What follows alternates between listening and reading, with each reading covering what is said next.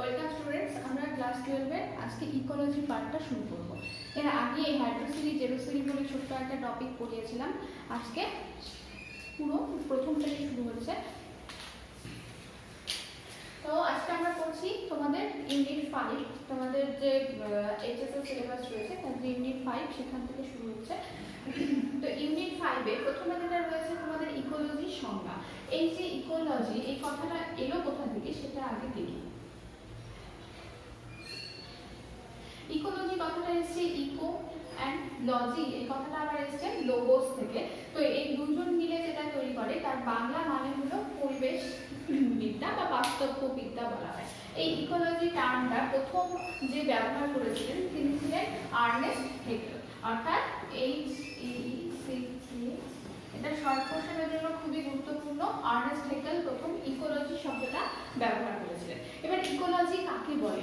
Ecology হলো কোনো জীব বা জীবজাত উপাদান বললে ভুল হবে, জীবের সঙ্গে জীবের সম্পর্ক এবং জীবের সঙ্গে পরিবেশের যে আন্তঃসম্পর্ক তাকে বলছে ইকোলজি। অর্থাৎ জীবের সঙ্গে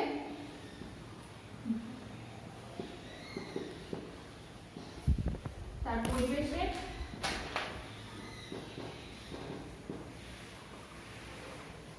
আন্তঃসম্পর্ক তাকে বলছি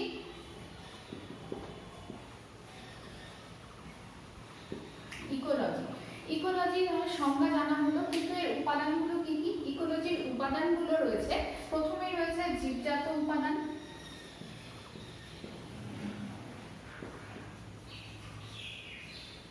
তারপর রয়েছে অজীবজাত উপাদান। অজীবজাত উপাদানগুলোর মধ্যে প্রথমে জীবজাত উপাদানগুলির মধ্যে কি কি রয়েছে? ব্যাকটেরিয়া, ভাইরাস থেকে শুরু করে, ব্যাকটেরিয়া ভাইরাসকে যদিও আমরা পুরোপুরি জীব বলছি না, তবুও ব্যাকটেরিয়া, তারপর প্রোটোজোয়া, তারপর আসছে ইউক্যারিওট, সমস্ত কিছু মিলে অর্থাৎ উদ্ভিদ প্রাণী সবাইকে নিয়ে হচ্ছে জীবজাত উপাদান। আর রয়েছে অজীবজাত উপাদান। এবার অজীবজাত উপাদানগুলো আবার তিনটে ভাগে আমরা ভাগ করছি। প্রথমে ভাগ করছি একে অজীবজাত উপাদানগুলোর মধ্যে প্রথমে রয়েছে বায়ুমণ্ডল, যাকে বলছি অ্যাটমসফিয়ার। তারপরে রয়েছে বায়ুমণ্ডল বা জলমণ্ডল, বায়ু মানে জল, তাকে ইংরেজিতে বলছি হাইড্রোস্ফিয়ার।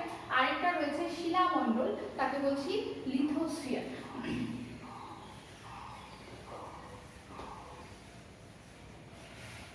এবার বায়ুমণ্ডল কোনটা? পৃথিবীর চারদিকে চাদরের মতো যে বিভিন্ন গ্যাস ঘিরে রয়েছে, অক্সিজেন, নাইট্রোজেন থেকে শুরু করে সমস্ত গ্যাস মিলে হচ্ছে বায়ুমণ্ডল। আর বায়ুমণ্ডল মানে যত জলরাশি রয়েছে, সমুদ্র, নদী, হ্রদ সবকিছু মিলে হচ্ছে বায়ুমণ্ডল। আর শিলামণ্ডল হলো আমাদের পৃথিবীর ওপরের ভূপৃষ্ঠটা, যেটা মাটি, পাথর ইত্যাদি নিয়ে তৈরি, সেটা হলো শিলামণ্ডল। এই হলো আমাদের উপাদান। তাহলে জীবজাত উপাদানের সঙ্গে অজীবজাত উপাদান অর্থাৎ তার পরিবেশের যে আন্তঃসম্পর্ক তাকে বলছি ইকোলজি। এটা গেল সংজ্ঞা। এবার আমরা বাস্তুবিদ্যা বা ইকোলজিটা পড়বো কেন? কোনো কিছু পড়ার নির্দিষ্ট একটা কারণ রয়েছে, কারণগুলো দেখি। প্রথমেই যে কারণটা রয়েছে, ইকোলজির মাধ্যমে আমরা আমাদের পরিবেশ সম্পর্কে চারদিকে জ্ঞানটা পেতে পারি, চারদিকে পরিবেশটা কিরকম এবং সেখানে মানিয়ে চলতে আমরা কিভাবে পারছি দিনের পর দিন সেটাও আমরা জানতে পারি। তারপর ইকোলজি স্টাডি করলে বিভিন্ন আমরা অর্থাৎ মানুষ বাদে বাকি সমস্ত যে জীবগুলো রয়েছে তারা কি করে মানিয়ে নিচ্ছে পরিবেশের সঙ্গে, বা তারা কিরকম পরিবেশে বাস করে, তাদের পরিবেশের উপযোগিতা কিরকম সেটাও জানতে পারি। এবার ইকোলজির আরেকটা মানে রয়েছে বিভিন্ন প্রাকৃতিক দুর্যোগ, সেগুলোকে আটকানো যেতে পারে কিভাবে না? আমরা জানি গাছ কি করে, মাটিকে ধরে রাখতে পারে। তো মাটিকে যেহেতু ধরে রাখতে পারে, আমরা যেখানে ভূমিক্ষয় হয় সেখানে অধিক পরিমাণে বৃক্ষরোপণ করতে পারি। এই যে জ্ঞানটা এলো সেটা কোথা থেকে এসছে? না উদ্ভিদ থেকে। যেখানটায় ধরো কোনো বন্যপ্রাণী হারিয়ে যাচ্ছে, অর্থাৎ তাদের সংরক্ষণ করতে হবে বা কনজার্ভ করতে হবে, তখন তাহলে আমরা কি করবো না সেখানে একটা নতুন বন সৃষ্টি করবো। ইনসিটি হতে পারে, এক্সিটি হতে পারে, এই ধারণাগুলো তোমরা কিছুটা হলেও জানো। তো সেখানে বন সৃষ্টি করে বা তাদের সুযোগ্য একটা পরিবেশ আমরা সৃষ্টি করে তারা কিরকম বসতিতে বাস করতে পারে, কিরকম খাবার খায়, সবকিছু আমরা আবার আগে ওদের মতো কিছুটা হলেও বানিয়ে দিতে পারি। তো এই গেল ইকোলজি মোটামুটি একটা কেন পড়বো সেটা। এবার ইকোলজির অনেকগুলো ব্রাঞ্চ বা শাখা রয়েছে। প্রথমে যে শাখাটা রয়েছে সেটা হলো অট ইকোলজি এবং সিন ইকোলজি। তাহলে এক নম্বরে রয়েছে অট ইকোলজি,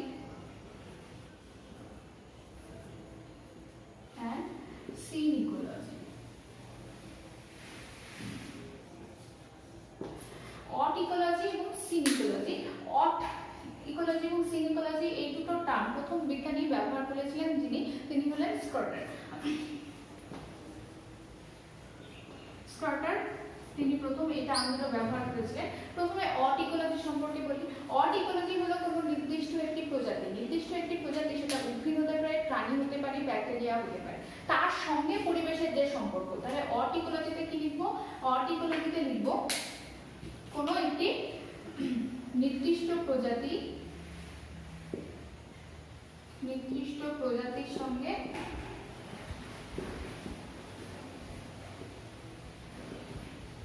পরিবেশের সম্পর্ক। নির্দিষ্ট প্রজাতি বলতে যেমন আমরা একটা নির্দিষ্ট প্রজাতি মানব জাতি বলতে পারি, মানব প্রজাতি। তো মানব প্রজাতির সঙ্গে আমাদের পরিবেশের যে সম্পর্ক সেটা হয়ে যাবে অড ইকোলজি। বাঘের সঙ্গে পরিবেশের সম্পর্ক অড ইকোলজি। কিন্তু এবার সিন ইকোলজি ধারণাটা দেখি। সিন ইকোলজি হলো একাধিক যদি হয়, অর্থাৎ বিজ্ঞানী স্কটার বলেছিলেন যে একাধিক প্রজাতির সঙ্গে পরিবেশের সম্পর্ক, অর্থাৎ আমি মানুষ হিসেবে এখানে বাস করছি, আমরা ছাড়া তো অনেক কিছু বাস করে। একই পাড়ায় গেলেও দেখতে পাবে একটা পাড়ায় কুকুর রয়েছে, বেড়াল রয়েছে, এই সমস্ত কিছু মিলে অনেকগুলো প্রজাতির সঙ্গে যদি পরিবেশের সম্পর্ক বের করি, তাই নির্দিষ্ট প্রজাতি আর থাকছে না, অনেকগুলো প্রজাতির সঙ্গে যে সম্পর্ক সেটা হচ্ছে সিন ইকোলজি। তাহলে একাধিক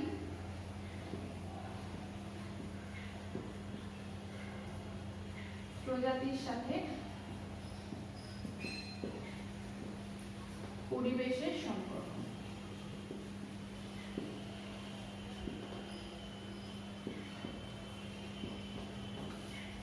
সেটা হলো সিন ইকোলজির মধ্যে।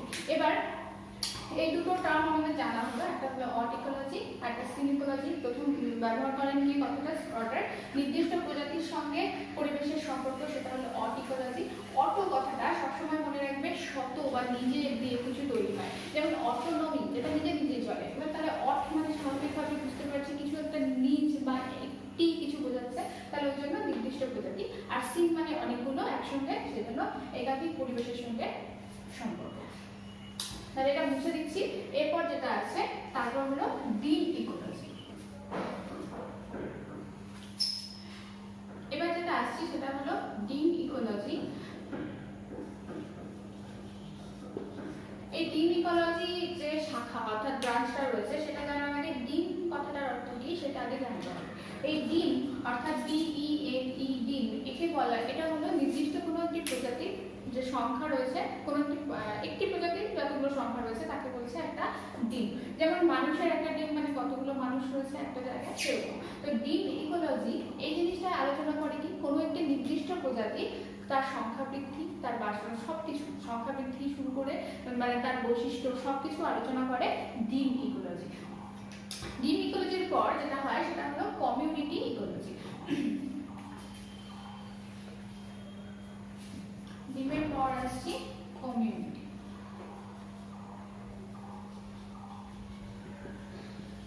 Community ecology. কমিউনিটি মানে কি কোনো একটি নির্দিষ্ট অঞ্চলে যত ধরনের প্রজাতি বাস করে। ডিম মানে কি বলেছিলাম একটি নির্দিষ্ট প্রজাতি, আমি লিখে দিচ্ছি। তো ডিম এর ক্ষেত্রে ছিল একটি নির্দিষ্ট প্রজাতির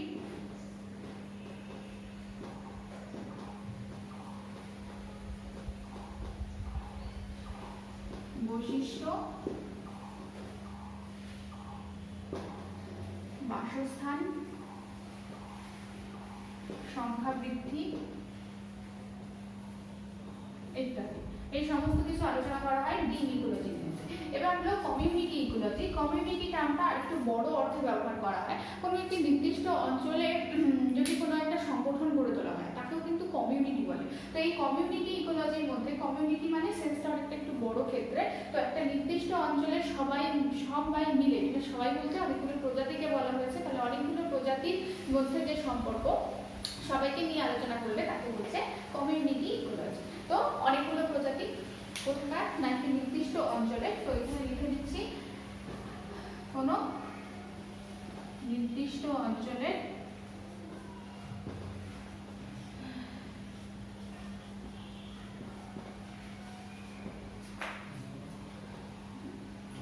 প্রজাতি সমূহ ও পরিবেশের সম্পর্ক।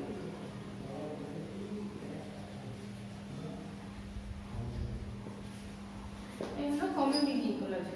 কমিউনিটির পর যেটা আসে, কমিউনিটি ইকোলজির পর আর একটু বড় সেন্সে যেটা করা হয় সেটা হলো বায়োম। বায়োমের সেন্সটা কমিউনিটির থেকেও বড়, অর্থাৎ নির্দিষ্ট জলবায়ুযুক্ত অঞ্চলে যে ইকোলজি হয়, অর্থাৎ তারপরে এলো বায়োম ইকোলজি। বায়ু একটা নির্দিষ্ট বড় জলবায়ু, যেমন এখানে ক্রান্তীয় নাতিশীতোষ্ণ জলবায়ু একটা বায়ু, এটা তারপর নিরক্ষীয় অঞ্চল একটা বায়ু। তো এই সমস্ত বড় একটা অঞ্চলের যে ইকোলজি, অর্থাৎ জীবের সঙ্গে তার পরিবেশের আন্তঃসম্পর্ক সবকিছু আলোচনা করা হয় বায়োম ইকোলজির মধ্যে। অর্থাৎ বায়োম মানে কি বললাম, একটা নির্দিষ্ট বড় একই জলবায়ু সম্পন্ন এলাকা, তার যে বাস্তববিদ্যা বা অর্থাৎ পরিবেশের সঙ্গে আন্তঃসম্পর্ক, সেটা হলো বায়োম ইকোলজি। বায়োমের পর সেটা আসে আরেকটি ছোট সেন্সে চলে যায় এবার, সেটা হলো বাসস্থান সম্পর্কে, অর্থাৎ ইংরেজিতে যাকে বলছি হ্যাবিটেট ইকোলজি।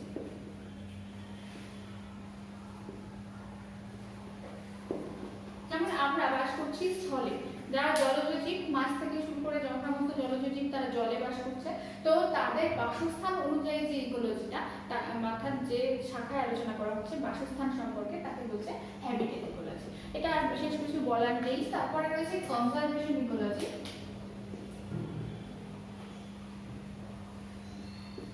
কনজারভেশন ইকোলজির মধ্যে রয়েছে কোনো একটা নির্দিষ্ট প্রজাতিকে কিভাবে সংরক্ষণ করা হবে। যেমন যে সমস্ত প্রজাতি আমাদের হারিয়ে যাচ্ছে পরিবেশের এত বেশি দূষণের জন্য, সেই সমস্ত যে বিদ্যা বা শাখার মাধ্যমে তাদেরকে সংরক্ষণ করা হয় তাকে হচ্ছে কনজারভেশন ইকোলজি। কনজারভেশন ইকোলজি এখন খুব বেশি গুরুত্ব পাচ্ছে পুরো ইকোলজি পার্টটার মধ্যে। কনজারভেশনের পর আরেকটা আমাদের বিশেষ ইকোলজি রয়েছে, সেটা তোমরা কিছুটা জানো, সেটা হলো মহাকাশ অর্থাৎ স্পেস ইকোলজি। এবার প্রথমে টার্মটা শুনে মনে হতে পারে স্পেসে তো কোনো পরিবেশ সেভাবে নেই, বায়ু অবধি নেই, কিন্তু পরিবেশ না থাকলেও সেখানে কি রয়েছে, লিথোস্ফিয়ার তো অ্যাটলিস্ট রয়েছে, অর্থাৎ বিভিন্ন গ্রহ উপগ্রহ সবকিছু রয়েছে, তারা কি দিয়ে তৈরি, শিলা দিয়ে তৈরি। এবার স্পেসে কোনো প্রাণী নেই, তাহলে শুধু শিলামণ্ডল থাকলেই তো হলো না, তাদের পরিবেশ থাকলেও হলো না। তাহলে স্পেস ইকোলজি বলতে মানুষের, আমরা যত খোঁজ চালাচ্ছি বিভিন্ন জায়গায়, আমরা মঙ্গলেই যদি যান পাঠাই না কেন, সেখানে আমরা কি করি, খোঁজার চেষ্টা করি তার পরিবেশটা কিরকম, পৃথিবীর পরিবেশের সঙ্গে মিল আছে কিনা, এই সমস্ত জিনিস যেখানে আলোচনা করা হয় তাকে বলছে স্পেস ইকোলজি। শুধু খোঁজ করা সেটাও নয়, মহাকাশে বিভিন্ন স্পেস স্টেশন যেগুলো বানানো হয়, যেখানে গিয়ে বিজ্ঞানীরা কিছুদিন থাকেন, সেখানেও চারদিকে পরিবেশটা যে সৃষ্টি করা থাকার মতো, তার সেটাকেও কিন্তু স্পেস ইকোলজির মধ্যে রাখা হয়েছে। এবার রয়েছে বিকিরণ বায়োলজি বা রেডিয়েশন ইকোলজি।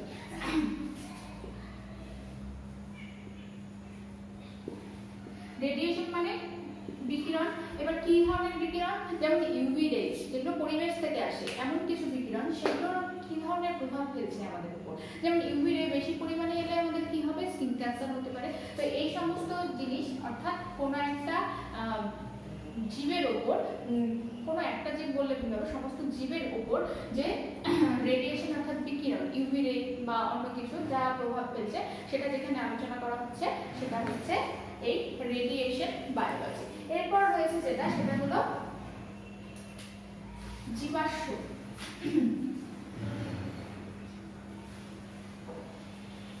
জীবাশ্ম বাস্তববিদ্যা, জীবাশ্ম ইকোলজি। এবার জীবাশ্ম ইকোলজি কি, অর্থাৎ ফসিল ইকোলজিও বলতে পারো।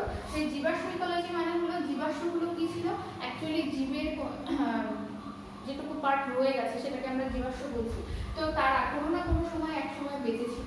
এবার জীবাশ্মগুলোকে স্টাডি করে আমরা কি বুঝতে পারি, তখনকার সম্পূর্ণভাবে সঠিক না হলেও আমরা কিছুটা আইডিয়া লাগাতে পারি যে জীবাশ্মগুলো যখন বেঁচে ছিল তখন পরিবেশটা কিরকম ছিল। তো জীবাশ্ম স্টাডি করে তখনকার পরিবেশ সম্পর্কে যে মানে একটা ধারণা করার চেষ্টা করা হয় তাকে বলছি জীবাশ্ম ইকোলজি বা ফসিল ইকোলজি। এবার এখানে যেটা ইম্পর্টেন্ট, সেটা খুব বেশি, সেটা হলো অট ইকোলজি এবং সিট ইকোলজি সম্পর্কে খুব শর্ট কোশ্চেন আসতে দেখা যায়। তো এটার সম্পর্কে পার্থক্যটাও একটু জেনে রাখবে। এবার যেটা পড়বো সেটা হলো ইকোলজির যে ভিত্তি সেটা সম্পর্কে। ইকোলজি প্রথমেই যেটা শুরু হয় সেটা হলো জীব নিয়ে। প্রথমে যেটা আসে সেটা হলো জীব। জীব মানে এখানে কোনো একটা ইন্ডিভিজুয়াল জীব, যেমন আমি একজন জীব, তোমরা প্রত্যেকে এক একজন জীব। একটা বেড়াল যদি ভাবি সেও একটা জীব, একটা আরশোলা ভাবলে সেও একটা জীব। তো এই প্রথম অর্থাৎ ফার্স্ট ইউনিট হলো জীব। তাহলে প্রথমে অনেকগুলো, তাহলে এবার অনেক, আমরা জীব তো আর একা একা থাকি না, সেকেন্ড পার্টে যেটা ইউনিট হবে সেটা কি, অনেকগুলো জীব নিয়ে কি তৈরি করবে, তা প্রজাতি। যেমন আমি একটা জীব যদি হই, তাহলে অনেকগুলো আমার মতো জীব অর্থাৎ অনেকগুলো মানুষ নিয়ে কি তৈরি হবে, মানব প্রজাতি। এবার একটা মানব প্রজাতি, ধরো একটা, যেমন জীব আমি বললাম মানুষ, মানুষের পর পুরো প্রজাতিগুলো আমার কি প্রজাতি না মানব প্রজাতি, এটা আমার পরিচয় বায়োলজিক্যাল দিক থেকে। তারপর প্রজাতির পর কি আসবে না পপুলেশন। এবার পপুলেশন মানে হলো একটা প্রজাতির কত সংখ্যায় আমরা উপস্থিত রয়েছি, সেটা হলো তার পপুলেশন। এখন একটা বেড়ালের প্রজাতি যদি দেখি, তাহলে কতগুলো বেড়াল আছে পৃথিবীতে, সেটা হলো বেড়ালের পপুলেশন। তো এই পপুলেশনটা শুধু বায়োলজিতে ইউজ করা হয় তাই নয়, এটার বিশেষ গুরুত্ব রয়েছে। যেমন প্রতি 10 বছর অন্তর অন্তর কি হয় না আমাদের সেন্সাস হয়, সেখানে কিন্তু পপুলেশনটা গণনা করা হয়, সেটা মানুষের পপুলেশন। এবার যদি কোনো বনে যাও তাহলে দেখবে বাঘ গণনা করা হয়, ব্যাঘ্রশুমারি বলে। সেন্সাসকে বাংলায় কি বলে না আদমশুমারি বলে, আদম মানে মানুষ। তো এই যে পপুলেশন মানে হলো একটা প্রজাতির কতগুলো সংখ্যা রয়েছে, অর্থাৎ একটি প্রজাতির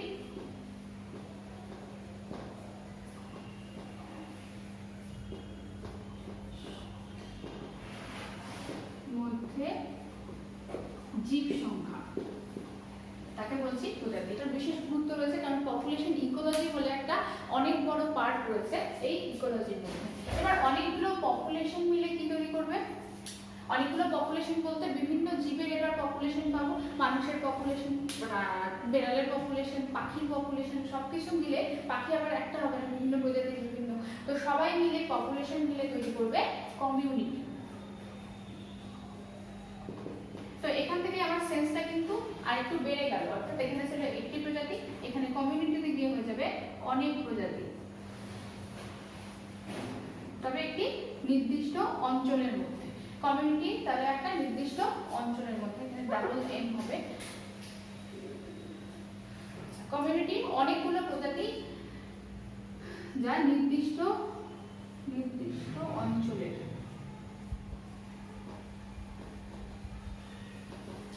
কমিউনিটি হলো, কমিউনিটি এবার একসঙ্গে অনেক কটা কমিউনিটি, ধরো আমাদের পাড়া একটা কমিউনিটি, তারপর তার পাশের পাড়া আরেকটা কমিউনিটি, এই সবগুলো কমিউনিটি মিলে তৈরি হবে ইকোসিস্টেম, একটি নির্দিষ্ট ইকোসিস্টেম। এবার এটা পুকুরের একটা উদাহরণ দিচ্ছি, ধরো কয়েকটা রুই মাছ একসঙ্গে থাকে, তারা হলো কি, তাহলে একটা পুকুরে যত রুই মাছ রয়েছে তারা হলো পপুলেশন, একটি প্রজাতির পপুলেশন, রুই মাছের পপুলেশন, আরো ভালো করে বলে লাভিও রবিটার পপুলেশন। পপুলেশনের পর এবার কিছু রুই রয়েছে, তারা হয়তো একসঙ্গে ঘর করে থাকে, আবার কিছু কাতলা রয়েছে, তারা আবার একটু পাশেই থাকে কিন্তু পাশাপাশি বাড়ি, তো হয়ে গেল তারা মিলে কমিউনিটি। এবার কমিউনিটির পর তারা সবাই কোথায় থাকছে না জলে, তাহলে তাকে বলছে ইকোসিস্টেম বা বাস্তুতন্ত্র। তাহলে এখানে যদি পুকুরের ক্ষেত্রে বলি তাহলে সেটা হয়ে যাবে পুকুরের বাস্তুতন্ত্র, তাহলে গেল রুইয়ের ফ্যামিলি, কাতলার ফ্যামিলি, সবাই মিলে হয়ে গেল তারপর ইকোসিস্টেম বা বাস্তুতন্ত্র। এবার ইকোসিস্টেমের ধারণাটা আরো অনেকটা বড়, যেহেতু অনেকগুলো প্রজাতি মিলে কমিউনিটি তৈরি করছে, অনেকগুলো কমিউনিটি মিলে তৈরি করছে ইকোসিস্টেম। এবার ইকোসিস্টেমের পর আসে ল্যান্ডস্কেপ।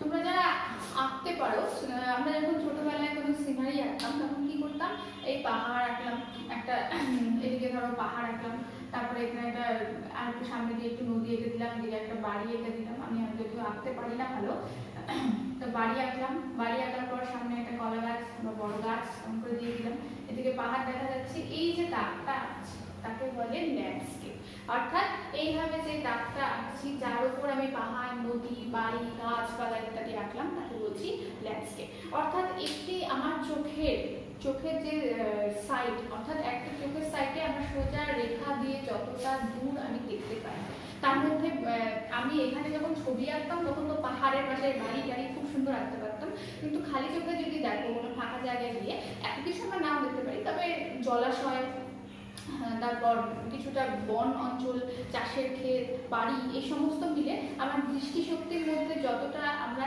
এক লাইনে দেখতে পাই তাকে বলছি ল্যান্ডস্কেপ। এবার শুধু একটা ল্যান্ডস্কেপের মধ্যে তাহলে অনেকগুলো বাস্তুতন্ত্র ঢুকতে পারে। যেমন আমি একটা জায়গায় দাঁড়িয়ে দেখলাম পাহাড় রয়েছে, তারপর কিছু বন রয়েছে, তারপর পাশে নদী রয়েছে, আর রয়েছে কিছু ঘরবাড়ি। তাহলে ঘরবাড়ির মধ্যে অবভিয়াসলি মানুষ রয়েছে, কিছু পোষা জীবজন্তু রয়েছে, তারপর নদীর মধ্যে জলজ একটা ইকোসিস্টেম তৈরি হয়েছে, পাহাড়ের উপর এক ধরনের ইকোসিস্টেম হবে, আবার বনের মধ্যে এক ধরনের ইকোসিস্টেম হবে। তাহলে অনেকগুলো ইকোসিস্টেম মিলে তৈরি হচ্ছে ল্যান্ডস্কেপ। এবার ল্যান্ডস্কেপের পর আসবে কমিউনিটি, সরি ল্যান্ডস্কেপের পর কমিউনিটি নয়, ল্যান্ডস্কেপের পর চলে আসে বায়ো।